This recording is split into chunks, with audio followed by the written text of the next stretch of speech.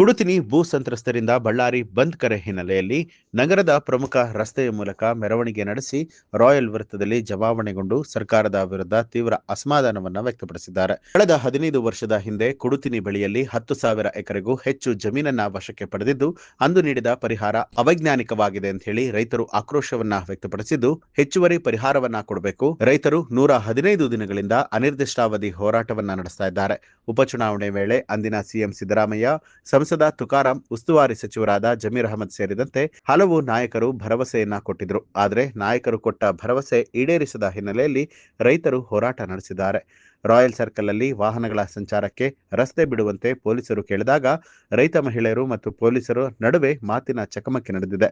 ರೈತ ಮುಖಂಡರು ಇಬ್ಬರನ್ನ ಸಮಾಧಾನ ಪಡಿಸುವಂತಹ ಕಾರ್ಯವನ್ನ ಮಾಡಿದ್ದಾರೆ.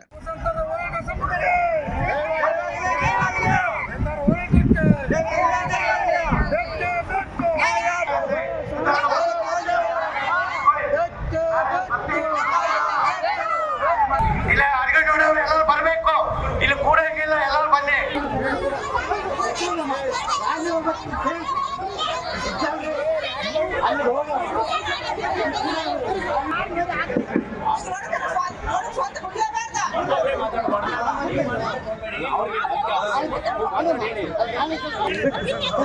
ಲೀಡರ್ಗೆ ಮಾತಾಡಿದ್ರೆ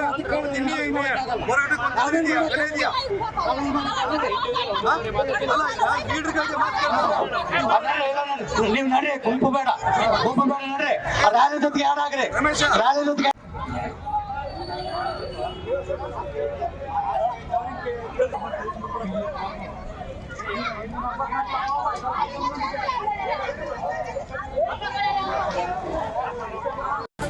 ನ್ಯೂಸ್ ಅಲರ್ಟ್, ನಿಮ್ಮಿಂದ ನಿಮಗಾಗಿ.